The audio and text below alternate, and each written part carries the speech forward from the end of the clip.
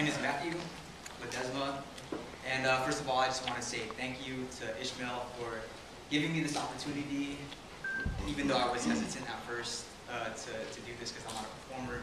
But he said that I could just read a blog, and since I don't have to come up with anything just for this, so this is a blog that I redrafted, edited just for this, and it's about this dude. Does anybody know who this dude is? Manny Pacquiao. So the piece is called Machismo Manny. Fight fans understood the magnitude of the last couple Manny Pacquiao fights. The small Filipino pugilist picked apart and stopped 3 prominent fighters in fashionable form: Oscar De La Hoya, Ricky Hatton, Miguel Cotto. And more recently was the narcolepsy-inducing boxing clinic performed against Joshua Clottey. On paper, each match had the odds stacked against a smaller man.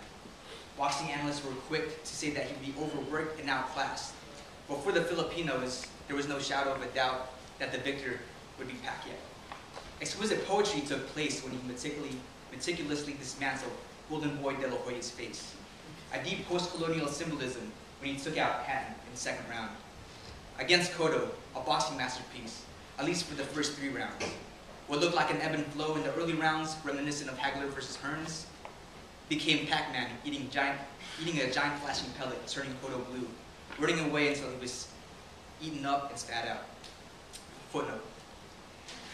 The author's use of historical boxing references helps create a facade that he is an authority on professional fighting. Why masochistic sports? With the historical emasculation of the Filipino, the author feels he needs to compensate for his masculinity whenever possible.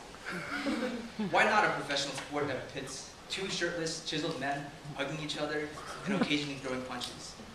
For mixed martial arts, add rolling around on the floor on top of each other. Addendum. Within the hip-hop community, the previous statement would likely have been followed by pause, or the more incendiary no homo. 2 terms deserving of their own space for discussion, another time, and addendum. Boxing also showcases the sweet science paired with lyrical brutality, and footnote. He has allowed for redefined Philippine representation. Manny Pacquiao is the new Filipino man. A nice treat is the pre-fight hype buildup on HBO's 24/7, juxtaposing the modern-day warrior amidst Magic Mike sessions, celebrity meetings, and jokes with Boboy. When watching any episode featuring Manny, one is left almost certain he'll demolish any foe placed in front of him. Footnote.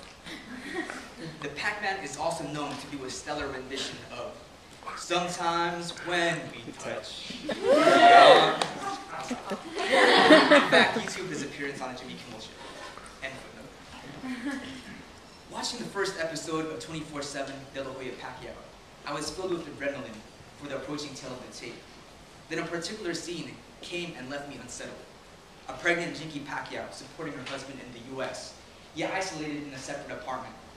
A disconnect in the relationship between the most recognizable Filipino in the world and the mother of his children. What took place under the surface of the relationship was left untouched by HBO. Boxing enthusiasts likely saw it as part of a ritual of a fighter separating himself from family and sex to better train for an upcoming war. I saw it as a reflection of Manny's known yet unknown relationship with adultery. I knew he was never the most faithful husband in the world. Even as a Manny fanboy, I cannot ignore his infallibilities.